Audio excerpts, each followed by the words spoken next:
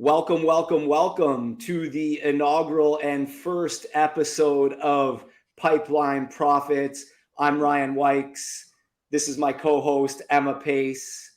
We are just two humans who love everything sales, who have been selling their entire lives. We love studying sales, we love teaching sales, and we love talking about sales.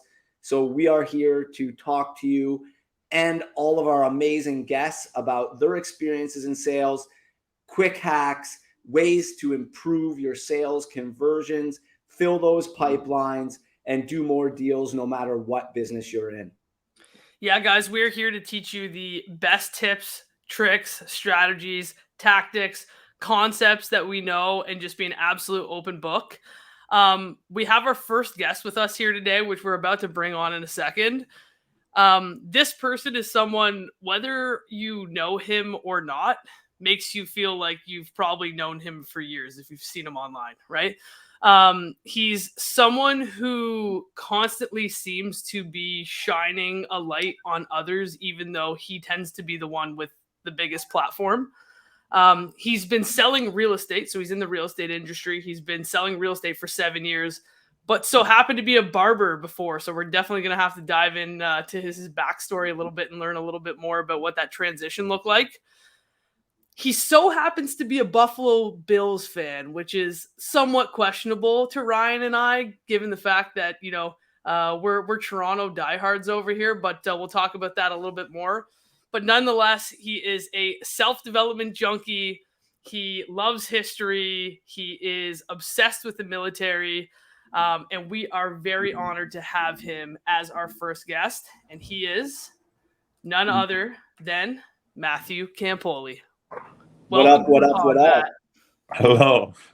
Yo, we're looking forward to having you. Before we get started, as an ex-barber, what do you think about my fade right now? How's it look? It's one of the first things I noticed. It's not bad. It's symmetrical. It works. There we go. What would you fix, though? Yeah, what would you do differently? Show me it again. Nothing. It's a good job. Just the person, right?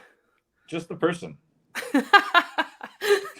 Change the person. I mean, that haircut would look really good on other people, like a lot better on other people. But like,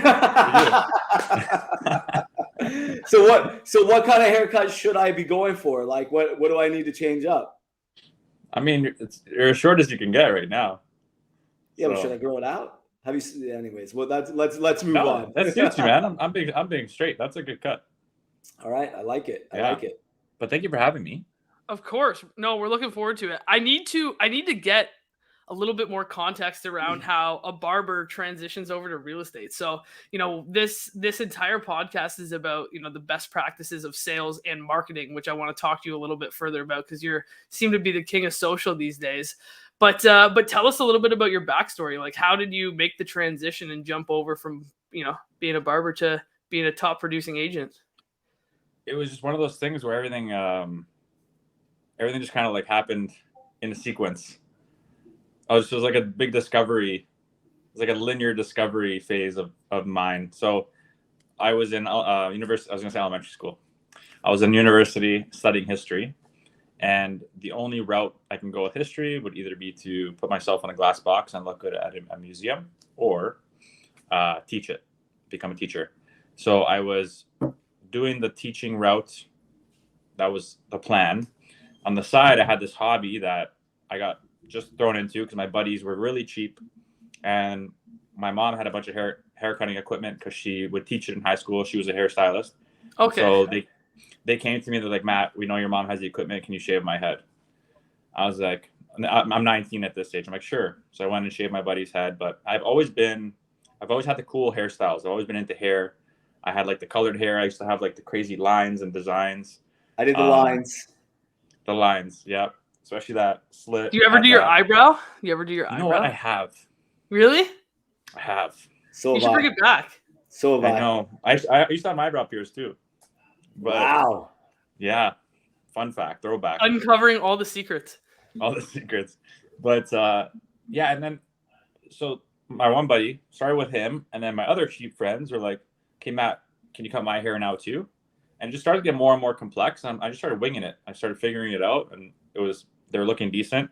So here I am with all these guys with like 3 out of 10 haircuts. But then we started hitting the clubs because we were 19. We would go downtown, and these guys had like decent fades. And at the time, the barber industry wasn't like super popular yet. So everyone in our neighborhood, the people we grew up with, they were also going to like the old hairstylist named Jerry or whatever, the guy who didn't know what a fade was, you know? It's like their dad's hairdresser. So when they see someone with like a decent fade, and they're like, guys, where'd you get your haircut? They're like, Matt. Like, okay, like I want to come to you. How much you charge? I was like, $5. And then I put a little Facebook post out, like, you know, now cutting hair out of my garage, $10 haircuts. And I started to get traction. And then that built up to over 200 client business. Wow. Yeah, I became one of the go-to guys in Vaughan. And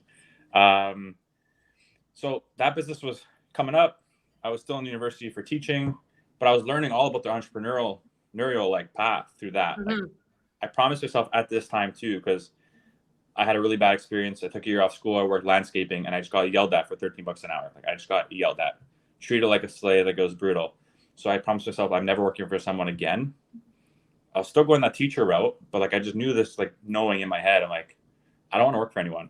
Read some books, Rich Dad Poor Dad, Think and Grow Rich. Start to wake up like some different pathways in my brain, and yeah, as soon as I started to get really successful with the barber business, I said, okay, I am actually capable of doing something for myself, and people are actually coming to me for me, and that was a little bit of a wake up call. So now I'm graduating university. My mom bought the house. I'm actually in it right now. She bought this house, and she asked me to go for the showing with her, and I came with her. Then I saw the realtor pull up in his Mustang. At the time, I was trying to figure out, how can I leverage my barber clients? Either I start running school buses to the nightclubs downtown, because some good cash doing that. Definitely. Or I start promoting for the clubs. Like, how can I leverage these guys, right? And when I saw this guy pull up, I saw him show the house. Like, yeah, it's the kitchen, bedrooms. Then my mom bought it, and I'm like, what do real estate agents make? 2.5%. It's like, holy crap, this guy just made like $15,000. What? So I was like, okay, I can leverage this current network of guys. Maybe I can sell them a house. They're all like early 20s. They haven't hit that stage yet. I can get that whole rush. If I get ahead of it, I can get this whole rush of people. So that was my mindset. I'm like, let me just get in front of my hair clients. So when they all go to buy houses, that's like 200 deals for me. And then I just got my license as I graduated, and then just threw myself in real estate, and that was it. And did all of your clients start to buy houses with you right away as planned? You know what? No. I was expecting that to be. Were you giving 3 out of 10 real estate service to go along with your 3 out of 10 haircuts? And I upped the real estate side was a 5. Okay, that's good. You upped the quality. I'm at about a 6 now. That's yes. Perfect. But no, there was one. What I did is I just planted seeds. I was still cutting. I cut for about 2.5 years into real estate, full time. Both. I switched to barbering to part time, but I was planting seeds consistently and offering free haircuts for the year if they bought with me. Not a bad deal. I like the marketing strategy. Toss in a little bit of a premium on that. I like that. I know your father has got a guy, but like, you want to pay me the rest of the year for these cuts? You come once a week, or tell your dad to use me, and you get free haircuts. I did pull some deals out of it my second year. Awesome. I remember one of my first big ones, like 1.24 million. The guy was complaining to me about his agent, how she wasn't aggressive. I'm like, I'm aggressive. I promise I'm aggressive. Like, you know? I love it. Yeah. And then they converted to me. What was your first real estate deal then? How did that transpire for you? The first one was I kind of had like a small, quick partnership that just didn't work out, and it was his client, and I got 50-50 out of that. So I don't consider that my first. My first would be a listing, and it was Weston and Finch, not the most attractive, not the most attractive listing, and that's my whole porta potty story. When I was at Digital Dreams, and I listed it that day and didn't expect it to pop off, and I got all these calls, and I had to take all the calls in a porta potty mid-festival. Yeah. And did you sell it at the festival? I negotiated it all at the festival, got it signed the next morning. Don't know how I made it, but I did. Yeah, how are you feeling while getting those signatures the next morning? A little wavy. Was that pre or post DocuSign era? That was pre-DocuSign. So you had to show up in person? I had to show up, and then wow, that is rough. And then I went back to Digital Dreams. Okay, so anybody either watching or listening to this podcast that's a new agent, you guys don't understand the struggle of pre-DocuSign. Pre-DocuSign is like the prehistoric times of real estate. Yeah. And it was a mission to drive around. Now, I have to ask both of you guys, what is the absolute gut feeling when you're negotiating a deal today and someone says, I have to drive to my client's house and get the signatures? That if it's a listing agent, they're shopping my offer. 100%. They're shopping my offer. If it's a buyer's agent, they suck at their job. If they're a buyer's agent, they're going to pay you the most money. Yeah, exactly. That's awesome. Actually, I just had a girl lose on my offer night, and I told her, I'm like, yeah, this could work. She's like, okay, give me like an hour. I'm like, for what? She's like, I got to go drive. They live here. I'm like, no. I need to know now. She's like, I got to drive there. I'm like, DocuSign. She's like, I'm part-time. I'll be honest. I'm like, okay, Authentisign. And then she didn't know how to do it, so I gave it to another guy. I needed to know for my client. Like, I have lesson number one. Yeah. Learn, if you're getting into real estate or any sales job, learn how to use digital signatures. It's the year 2023. It's so easy. It's not even hard. You know what? I never understood this about agents, though. This is one of my biggest pet peeves, right? In any other industry, if I'm like a contractor, and technically we're independent contractors, all of us, right? If I'm a contractor and I'm hiring someone to do work on my house, and there's two people, and one guy shows up with a freaking shitty hammer and some old ass level, and he's not organized, he has no tools, and then some other guy comes through and he's got like a laser level and like all the top of the line shit, and like he knows how to use it like the back of his hand. I'm probably going to go with that guy because I have more faith that he's able to get the shit done. But I never understood this about real estate agents. We have tools, right? Like a lot of technology and stuff, but our primary tool is MLS. I don't know that many agents that know how to use it that well, to be totally honest. It makes no sense to me. Like, we need to know how to use the tools of the trade. And it's like that if you can use the tools of the trade better than anybody else, like your clients are absolutely mind blown when you're sharing your screen with them and going through things with them. Like, oh my God, like I can really see why I should be utilizing you. But when you have an agent that's like, how'd you do that? How'd you do that? How'd you do that? It's like, dude, you got to know how to use the tools of your trade. Like you are a contractor. Take it seriously. Yeah. That's a good way to put it. Well, most of our, let's be honest that a lot of our industry aren't actually real salespeople or real professionals, right? They're in it part-time or they're just getting into it and they don't take it seriously. And that's why I think the industry, has the reputation it tends to have. Because we got guys like Matthew Campoli doing deals from porta potties at a rave. At Digital Dreams. I love it. Other than DocuSign though, Matt, since you've started, right? Have there been any other kind of like breakthrough changes or like big changes in the sales role as you see it from when you started in real estate to 2023?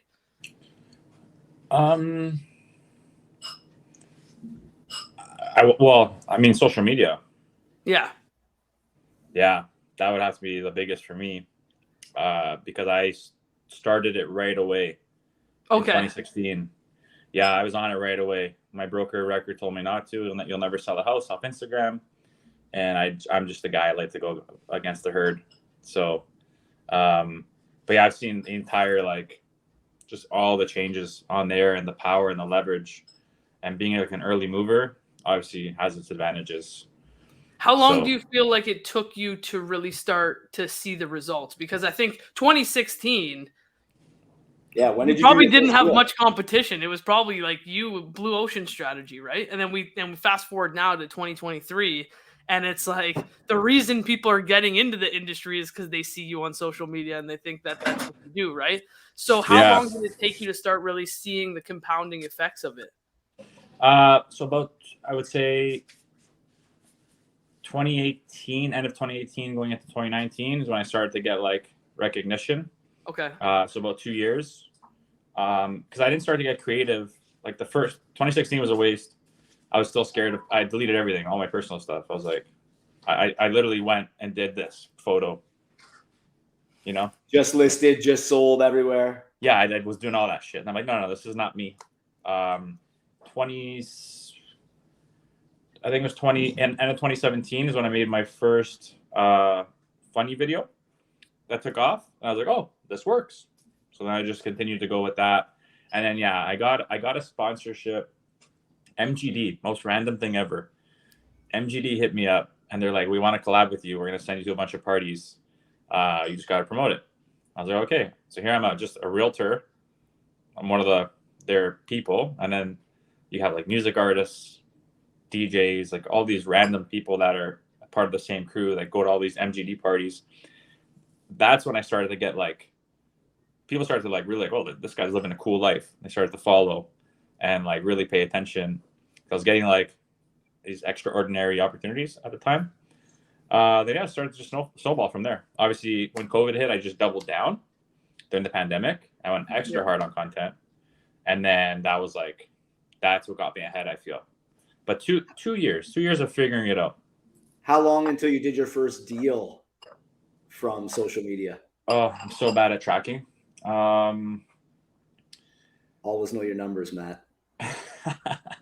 Honestly, I want to say probably around that 2-year mark, because then people had the trust by then. And it's not like it came straight from Instagram. It would be more so someone from my network that has just been watching me consistently, so I was top of mind. Yeah. Right. And then that's when I would get like that call, like, hey, my parents thinking of selling. In my head, I'm like, I haven't spoken to this person in years, and they're calling me all comfortable. That's cool. That's interesting. Now, other than, so social media obviously built up that fall. If we're talking about kind of like traffic sources in terms of how you're getting your business, right?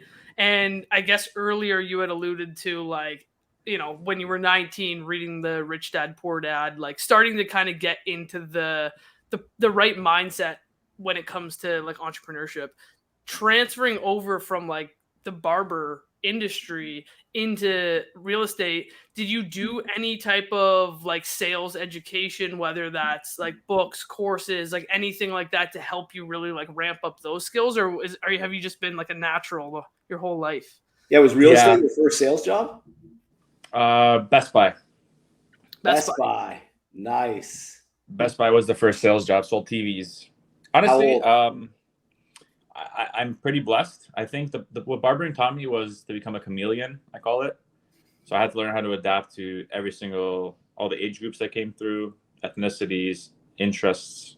You know, I had so many different variety of clients, and I had to hold it down for half an hour through a conversation and become like super personable and interested. And like everyone was different. Some people spoke differently. So I would like literally speak like them. I learned how to mirror really well. But I didn't know any of this stuff. I was just doing it. I was just like practicing it and learning it. Like, oh, this works, this. So then when I got into real estate, I never studied business. So you can ask Ryan's helping me with this stuff now. I didn't have an actual like business with deals. I was winging it for like the first like 5 years, I would say. Now I finally have systems, but I've kind of been, I'm like that guy, just throwing myself in the deep end, figuring it out. Next deep end, figuring it out. Even now in terms of education, like I have a coach like Ryan's awesome, but in regards to me actually like diving into my own sales books and stuff, not really. I'd like more of the self-development stuff. It just interests me more. The self-development stuff. So what's your favorite self-development book? Some impactful ones, obviously Think and Grow Rich. It's like a staple. Supreme Influence by Nairka. That was really good. Supreme Influence. I'm gonna have to check that one out. Yeah, Supreme Influence is really good. The Sales Time Prophecy. That was another recent one I just did. I love like wisdom stuff. Do you Anything. find any of those self-development books have helped you not only with just like obviously the confidence when it comes to social media presence, and like you've been doing it for so long that now you've been, starting to see results. I think one of the biggest challenges for most people, and probably even Ryan and myself, is like that consistency, right, on it. But has there been anything that you've taken away from any of those books? Like just the Supreme Influence one kind of like caught my attention in terms of like helping you develop a better kind of strategy for like social media and cultivating business out of your existing audience. Yeah, like those are all mindset based. So that's where I think I'm fairly like really strong. Okay. And the belief systems. So like my belief systems are really good. I've had to break through a lot of my limiting beliefs and break old patterns and barriers and I've allowed myself to believe that I can do whatever I want. So that allows me to show up a lot better when I'm posting on social media or when I'm going into a listing presentation. Like I just know, like I'm walking in with like this belief that I can crush it, and I feel like a lot of people get held back. They get like that comparison analysis, I guess we can call it, comparison paralysis, we can call it. So it's like, you're just watching everyone else, like, oh my God, like that guy's crushing it, this guy's crushing it. And then you're just like, it just kind of shuts you down. Whereas I love seeing other people succeed, but I'm just like in my lane and like, I am not stopping, So I've been able to develop that really well where I just don't care. I just, I think that's helped me a lot. And I call myself like a bit of a delusional optimist. So I have the most extreme goals. Don't know how I'm going to achieve them. I just know I will. And I'm figuring it out along the way. And I'm very conscious of how things pop up and show up in my life because there's all these different doors that open up and say, okay, this is in sync with what I want to do. Okay, this is in alignment with what I want to do. So I don't know. I'm just very aware of how life is going, and it's an exciting process, and I'm just enjoying it. Is that something that you feel like you've had to work on, or is that something that's natural to you? Like, I had to work on that. Yeah, big time. Yeah, big time. Oh yeah, I was like, me growing up, I was completely different. I thought nothing of myself. My dad once told me, he's like, "Why don't you become an engineer? Did you make like 80 grand?" I was like, I can't do that. Me ain't make 80 grand? No way. You thought you were going to be given $5 haircuts for the rest of your life? Yeah, I always thought of myself as like probably make like $50K a year.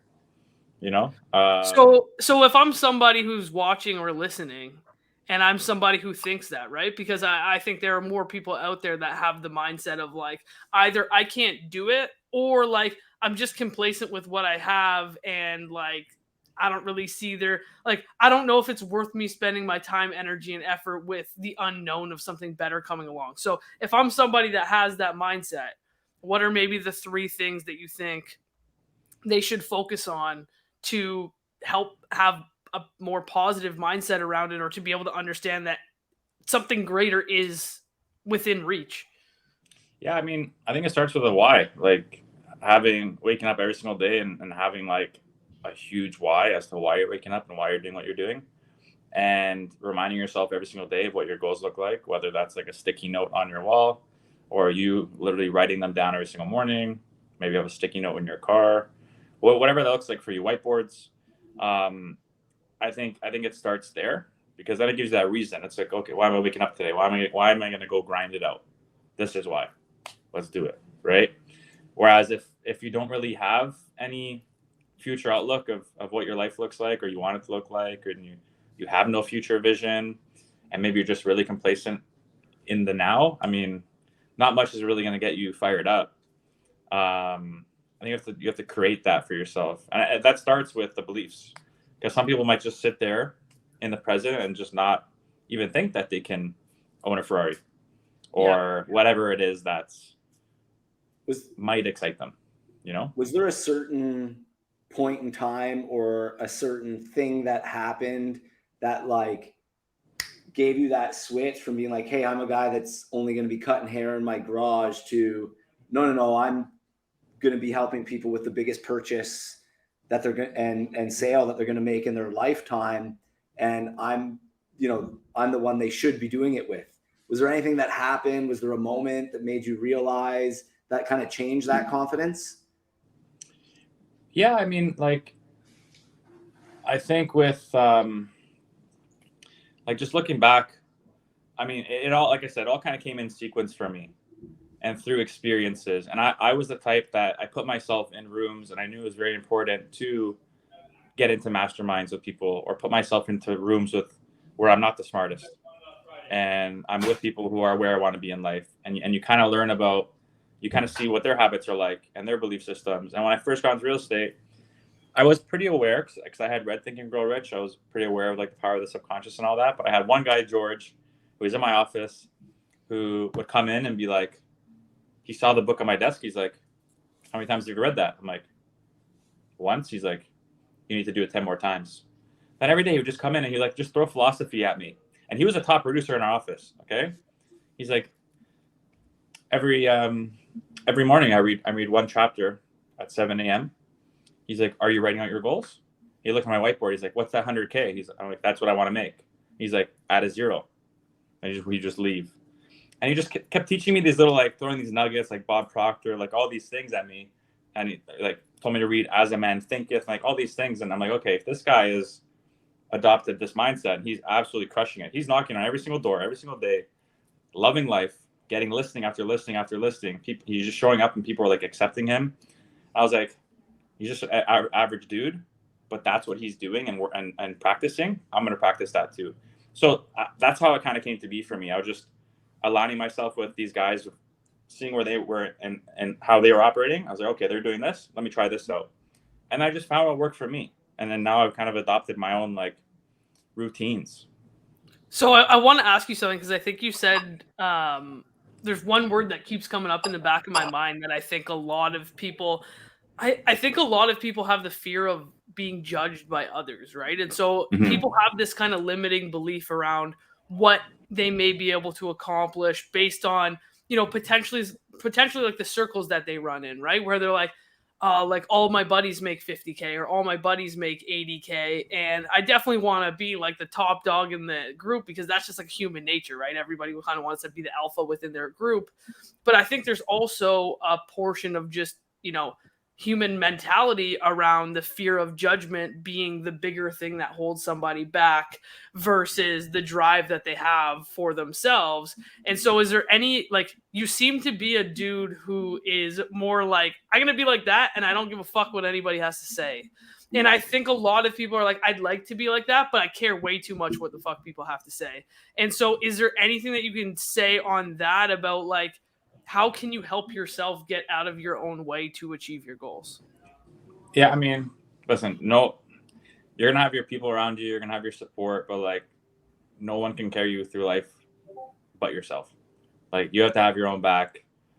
Those people who are probably talking smack or giving that negativity are not going to get you anywhere personally. They're not going to help you with anything. They don't want to help you with anything. They're actually miserable in themselves. Misery loves company. That's the way I like to put it. So, yeah, I mean, you just got to find like your people who, when you actually walk in a room with them and you can tell them your goals, and they'll actually hype you up because they got a similar mindset and goals. Like, that's where you want to be. Shed the fat a little bit. It helps, because I'm lucky to be in an environment and surrounded by people where everyone's on the same page. Like, we're all letting each other up. We're all fueling each other. None of us give a crap. And being in like a powerful environment like that consistently, this little stuff, like these little like chirps in the background, whatever that could happen, will not touch me. That's just the way. Like, I've just created like this shield of community around me of amazing people, and that's like all I need. And I'm hooked on that, and I just want to keep building that, and I keep meeting. Like, we met Ryan, we hit off right away. He's my people. Emma, I'm sure you're my people too, and we kind of like find each other, and we don't need that garbage, right? Yeah, and I think that helps. one of these things that I've realized is in addition to like the mindset thing that holds people back, people are also too tight with the purse strings. And I think the biggest thing for me that I have probably learned in the last like 5 years is every single time I vote with my dollars to get into a different room, you start at the low, like, you know, and I know you're this type of person, Ryan. I know you're this type of person too. It's like when you are like the lowest on the totem pole, right? And you are the small fish in this big ass pond, you will adapt and become the big fish in that 100%. pond until all Yeah. of a sudden you're like, this pond's too fucking small for me again. Yeah. But I think people are too tight with their money and they're just like too nervous about like, am I going to be able to get an ROI on this thing? And it's like, dude, sometimes you can't really you just have to understand that like, this is who I am or this is who we are as people. Toss me into the fucking big pond. And it doesn't matter if it costs me money to get in the pond. I'm going to figure out a way to become the big fish in that pond, right? Yeah. So are there anything, like if I'm a new agent or I'm somebody who's scared to like part with my money, is there any kind of advice that you would give on like, you know, a mastermind or something where you're like, hey, look, if you're willing to invest $100 or $1,000 or whatever it is, you should do this to help you get there or level up your network? Yeah, 1,000,000%. I think even guys at the top of their game are still learning, right? Like I spoke at a little event yesterday, and there was a high level C-suite. I forgot his position, but he was high level up in a company, okay, entrepreneur. And he was one of the speakers. And this guy, after his session, after he spoke, he sat there with a pen and paper and he was making notes. You know, like they're always learning, always adapting. Doesn't matter from who. Like you shouldn't walk into a room and judge like, oh, this person makes this GCI. I can't learn anything from them, right? I think you gotta be coachable and commit to yourself to actually, if I'm gonna spend that money, I'm actually gonna execute on what I learned. I'm not gonna go in there, jot a couple notes down, put that book on the shelf, and never do that. Like you just played yourself, right? Like if it starts with that commitment with yourself. Okay, I'm going to go to this mastermind. I'm dropping $1,200. I'm putting myself in a room. I'm going to learn that day, but I'm also going to take what I learned, study it, absorb it, and apply it. I think that's crucial. What's the best money you've ever spent, or that had the biggest effect on your career or your growth from where you've come? Oh, that's hard to. I like the hard questions. I've had different levels of coaching. I've had the personal side. I've had the real estate side. Those are all mega worth it. The retreat I did in Costa Rica, that was definitely worth every dollar. Yeah, honestly, I think every investment in myself that I've made has been worth it. There's always there's something I've learned from everything. I've had I've had different coaches, different therapists, different everything. You know, I spent all this money and I'm just like trying to be the best version of myself. And because I do want to take on a role where I'm teaching people in the future. Right. So, yeah, I'd say like every ounce of investing that I put into myself was worth it. I completely agree with you. And I think as you have more investments within yourself, it's scary at the beginning, right? Because you're like, I'm going to part ways with this money. Like I need to get a return. But the more you do it and the more consistently you see yourself getting a return on things, it becomes easier, right? Like Brian and I were talking yesterday, and I remember at the beginning of my career, like I invested $1,000 in this course when I really didn't have much money. And I invested $1,000 and I was like, fuck, I need to figure out a way that I'm going to get like more than $1,000 back on this thing. And Ryan and I were talking last night about like spending 30 grand on this mastermind. And it's funny because it's like, it's gone from like such an insignificant, like $100 to like, let's say 30. And what you realize along the way is you're always expecting you're going to have these like crazy breakthrough moments when really it could be like one stupid little thing, like one text template that someone gives you.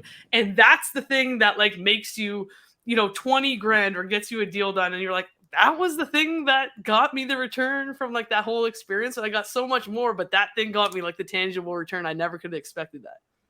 I always tell people when you're signing up for coaching or you're taking a course or you're going to a retreat or an event, don't look for some like magic pill. People are like, oh, I spent $5,000 to go to this event. I need like that immediate gratification of $5,000 returned right now, or I need to feel like I got the $5,000 right now. When I tell people all the time, just that, like whenever I go into, whether it's an event or a coaching session, I'm just looking for one nugget. Yeah. Give me one nugget that can make me better in some way. And I don't know when, like I paid $5,000 and the nugget seems small right now, but as you said, I implement that, it pivots my business. I do one more sale and it's 5x itself on average, right? That $5,000 is 5x itself. And I think like, it's just the mindset around learning and your personal growth and growing your skill set to better yourself.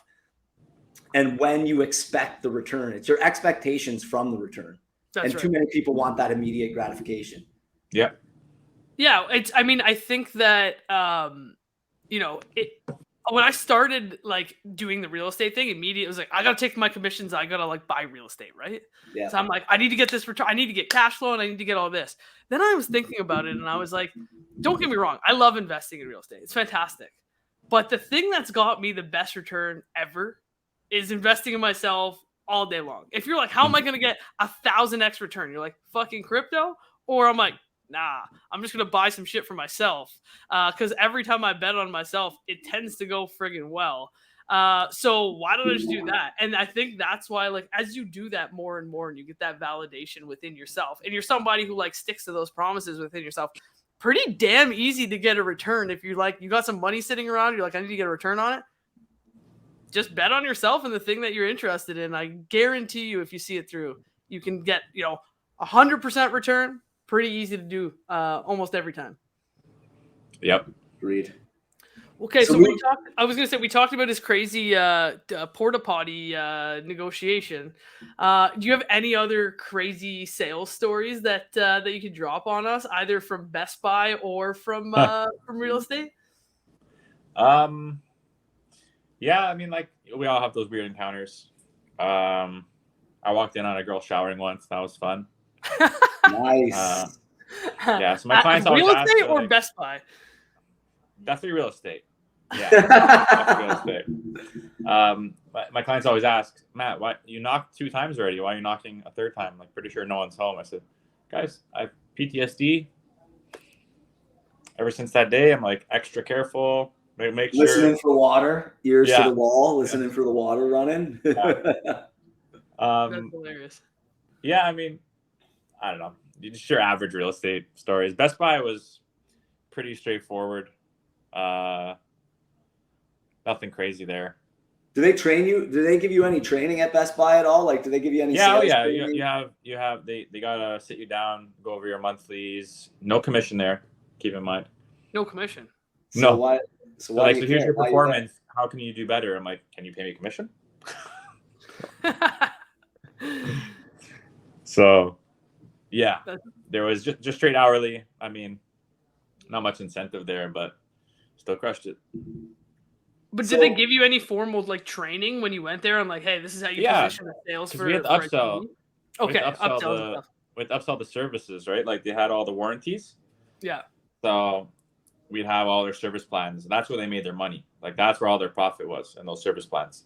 For sure. So you would sell the TV, then you have to try and upsell them like another $200 to $400 on services, and explain why they need warranty on their TV, why they need a calibration on their TV.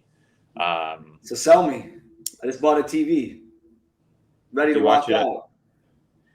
Have you watched a dark movie recently? A dark movie? Yes, I have. Yeah, like a night scene.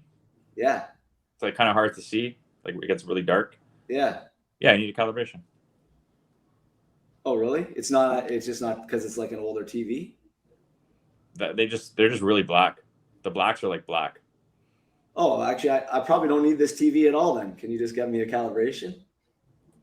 Are you guys still better are we going to a role play? Full on role play middle. Dude, just get the calibration. Sign here. Hurry up. What's the hardest objection that you ever had to handle, whether it was at Best Buy or in real estate? Probably when I first started, I had one line I used to use all the time. Looking back at it now, it's funny, but I have a good network, right? So like people put me in front of their parents, and I was green. I'm like, okay, Matt, why should we use you? How many homes have you sold this year? Be like, none. I'm new. So why should we use you? 'Cause I'm not married. I don't have kids. I'll grind. I will not sleep. I will work my ass off. You're my only client. I will do everything in my power to service you. I have no other. I'm like, go use that experienced guy. He's got 50 other clients. He's way too busy for you. I will be like your only guy. So that was like my pitch, you know? And they saw the hunger in me. Like, okay, this he's got a little fire in him. So let's give him a shot, right? And then I just went like hard. I did everything I could to not let them down. But that was my most nerve-wracking one, I would say, where I was just like bending over backwards to like, please, like whatever it takes, I got you. Like give me the opportunity, give me the chance. Cold calling, objection handling was fun. I used to cold call. I used to do. You guys know Ricky Caruth? Yep. Okay, so I used to do the weather thing, and I'm sarcastic. I just like to crack jokes. If people got my humor, I was in. Like I was good to go on that call. People did not get my humor, I would just hang up. But and then when people used to say like, "Oh, let me guess, you're a realtor," I'd be like, "Oh, like, are you psychic? That's amazing! Like that's so cool! Like you want to tell me my future now?" And then sometimes they would laugh at it, like, "Okay, haha, that was funny." But yeah, just instantly talking about the weather on the phone, like, "Hey, this is Matt Campoli, Royal LePage. Really crap day today, don't you think?" They'd be like, "Yeah." Like, awesome. And I would just like kind of get into it, but that was fun for me. Getting people to warm up on the phone, a bit of a challenge. I used to do Mike Ferry coaching. Not the biggest fan of those scripts. No, but you didn't find that they worked well? It just wasn't me. It was too like robotic, in my opinion. That's fair. Yeah, do you how still do you feel do any about calls? scripts overall? You know what? It was just in my early stages of my career is when I used them. When I was doing like the real cold prospecting, that was it. After that, do you think you no longer use them, or you just know the information that was in them so well and now know how to use them better? I would say so. Say so. Yeah, over the years of just learning and training, and even applying my own little things and seeing what works, and just confidence. Like, I feel like I'm able to adapt on the spot pretty quick. I'm very quick on my feet. That helps too. I haven't found myself stumped in a while until this calibration thing. So yeah. It's been a while since you sold TVs. Been a while since I sold 4K TVs. Now it's 8K. Yeah. That's awesome. Do you do any more calling, or is most of your business now predominantly like repeat or inbound from socials? Yeah, right now it's just my network and inbound from socials. I think like if calling was to happen, it would be done through the team. Yeah. Or ISAs. Okay. That would be like a future plan thing for me, depending on what I want to. Me and Ryan go over this all the time, depending on what the new system is I want to implement. But which shiny object he's distracted by lots of shiny objects. Hey, I've been there. Still get there sometimes for sure. Yeah. So still, I don't think I would be the one calling though. I'd rather. Have you ever picked up the phone and cold called, or your whole career you've been lucky enough? Oh no, I was banging. My broker had me like 8 a.m. every day in the office, cold calling 9 to 11, lunch, doing my Popeyes to all the cold calls that I introduced myself to, giving them my card, and then door knocking. What was your opening line on a cold call? We talked about the weather. That's your opening line. Was just dropping the weather. Just drop the weather. Just try and crack a little joke. Hello, give me one of your weather jokes. Depending on the day. Hello, Mr. Emilio. It's Matt Campoli, Royal LePage. Enjoying the sunny day today? Guess I am. Awesome. Listen, I got a buyer, which I don't have, but I actually do. I love that. And he really wants to buy your house specifically because he loves it from the outside on Google. So let me in. Yeah. What was your conversion rate on cold calls? Like how many calls would you have to make and conversations would you have to get an appointment? I was doing the Mojo triple line. Yeah. So I was doing at least 100 a day. Trying not to procrastinate. But people would allow me to go drop a card off. I always ended the call with like, thanks for your time today. If you don't mind, I'm in the area doing showings later to my invisible clients. Do you mind if I pop by and just introduce myself, put a face to the voice? Like, sure. So I'd go. Sometimes I get invited in. Sometimes I'd get to meet them, and I just put them in my database at the time, and then I would put them on my nosy neighbor through Agent Locator. And I don't know. What wasn't the best conversion rate? I started to farm the area too. And then my network started to kick in. I'm like, you know what? I'm good now, I think I'm good. I don't want to do this calling stuff anymore. And then I just stopped. And then I was pretty blessed with organic traffic from that point forward. If you weren't a realtor or weren't in sales, what would you want to do with your life? What would be your career? Probably acting. That probably comes in handy in sales. Do you think you're a good actor? I hope so. Put myself out there a lot on camera, you know? You're like, I've been faking the last 7 years. Like I'm still like cutting hair in the garage. Yeah, no, acting is always a passion of mine. I had to pick as a kid. My mom was like, I can't afford both either, because I had an acting agent. Either you go this acting or you play hockey. I was like, hockey, play hockey. Went nowhere in hockey, but but it's always been like a little inner desire for me to like act. I've always wanted to be in a TV show or a movie. And then that's why I really am passionate about making my real estate videos, because it's like my outlet to achieve that little dream of mine, that goal through my current career and wherever that takes me. But yeah, I love the camera. Love the camera. So you have obviously a very good sized following on Instagram, and then you also have the podcast.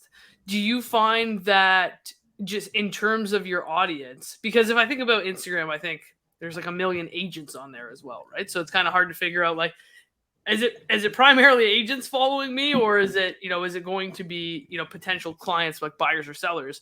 So of either of those two, do you find like the podcast draws in more clients, or do you find it draws in more agents? Like, where are you finding like your audience is kind of segmented?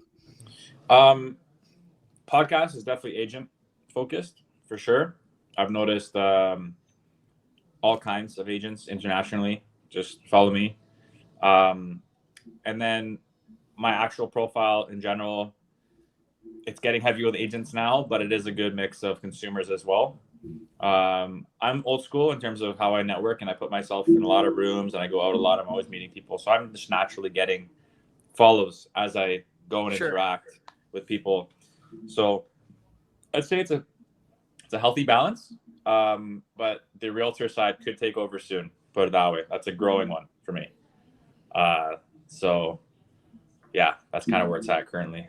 And you're growing the team now. So are you finding that following is helping you to, develop deeper relationships with people who could potentially be the callers on the team and future agents on, what was the name of the team called again? Residency Group. Yeah. Are you finding that you're getting the bulk of your team members through like socials that way? The current team we have, these are all people we just all kind of knew each other. Okay. Beforehand, through like different outlets. Like Dan was my roommate in Costa Rica during my retreat, so you can only imagine like the relationship we built in a week like that. Sure. So I'd love having a guy like that with me. Arash on my team, he's I've known him since he first started, so I was kind of mentoring him on the side. He finally hopped on board. So these are people I've had like previous relationships with. Not growing it right now, but in the future, yeah, there's definitely people I've connected with online that I can see, okay, this guy's got a great skill set. But besides the team, like I'm very collaborative with agents not in my brokerage. I'm on the phone every single day with like the most random people. We're all trying to like just bring business to each other, right? So I've always been about collaborating regardless of brokerage. So I consider like we're all like a big team in a way. As I'm stuck here with 2 EXP agents. That was a pitch. I love it. Love it. There you go, Ryan. So we were talking about this pre-show, but Matt also happens to be a massive boxing fan. And we were thinking about doing a sparring match to see whose downline you may be willing to come over to EXP under. Emma versus Matt. Yeah. Like, listen, if you guys get in a ring, no headgear. No headgear? No, okay. I'll sign an LOI. You can wear big gloves, like go 16 ounces. We'll do those, like, what are they called? Sock'em boppers from when we were like children, right? Let's do those. Okay, I'm interested. Those things actually didn't have that much padding though. Like they didn't. We hurt each other with those things back in the day. But yeah, I mean, if you guys go no headgear, 5 rounds. Wow. All right. I'll sign an LOI with a blank name on it. All right, we might have to do it. What's your strongest skill set in boxing, Matt? My hook. Your hook? Mm-hmm. Right or left? Left. Garcia. There you go. You're giving away the tools. Now I need to know. Now I know which one I gotta block. I'm good. That's it. I'll just run away. Tire him out. How about yours? What's yours? Honestly, it's hilarious because I was gonna say a nice left hook too. But you know what? Nice. The footwork's coming along now, which is nice. Nice. So I Very feel important. like the footwork and the recovery has improved significantly. So at least if I get punched, I usually can make it back fairly quickly. So as long as I watch you for your left hook, I'm good. So neither of you guys have been punched without headgear?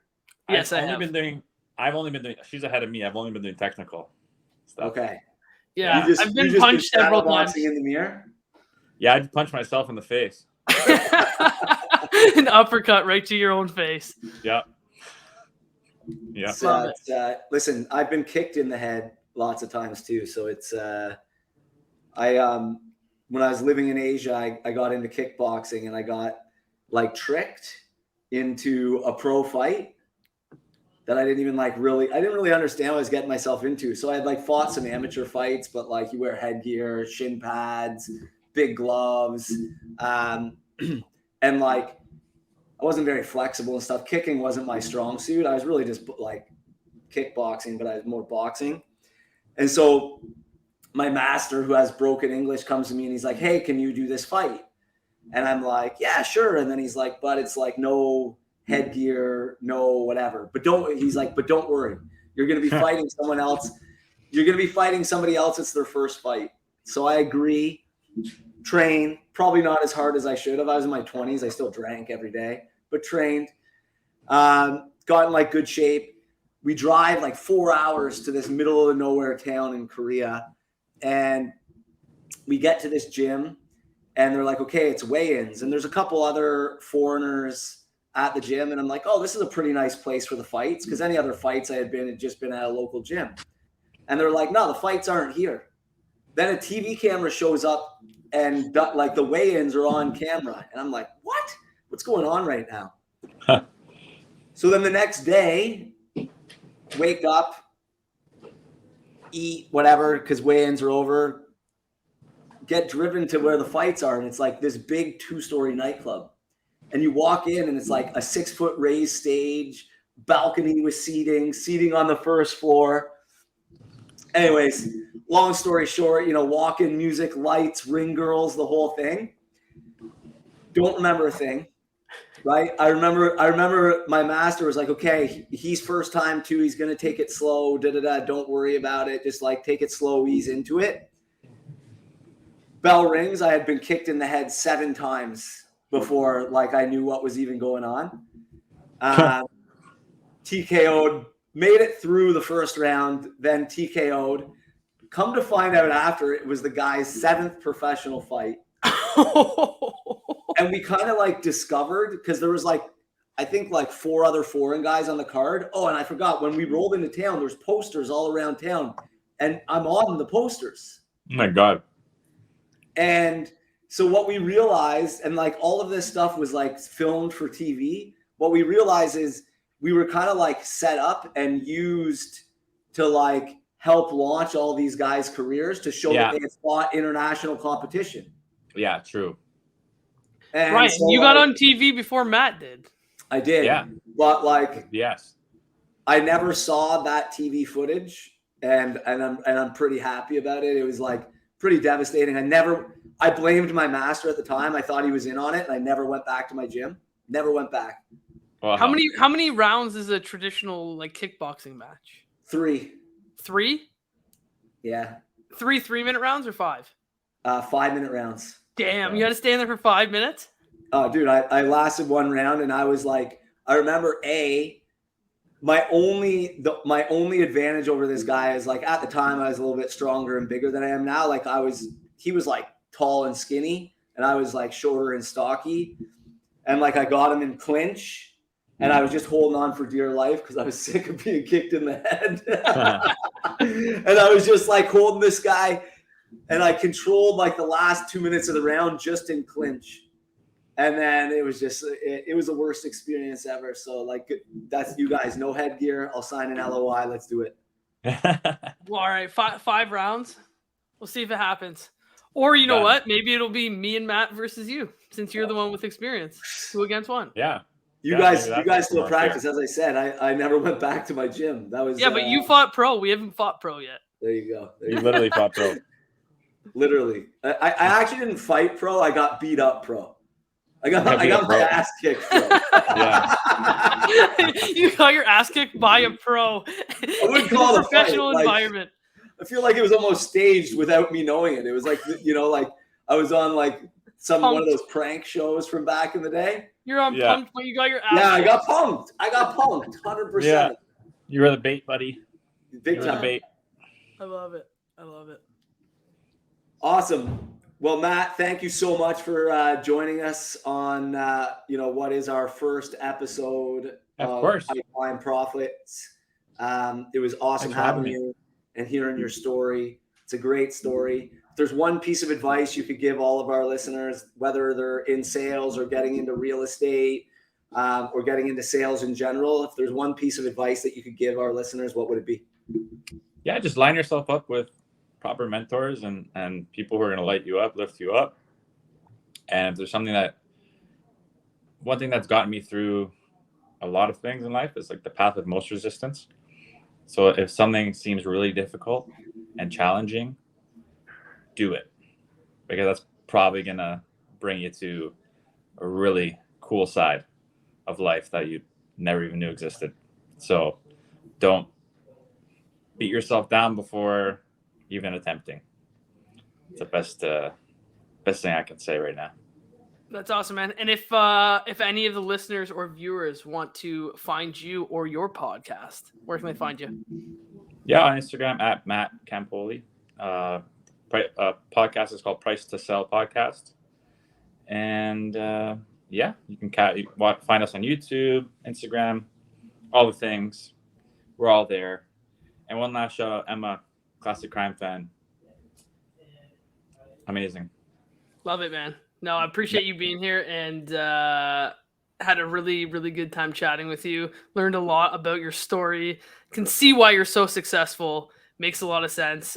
Really appreciate the tips and the tidbits of information on mindset.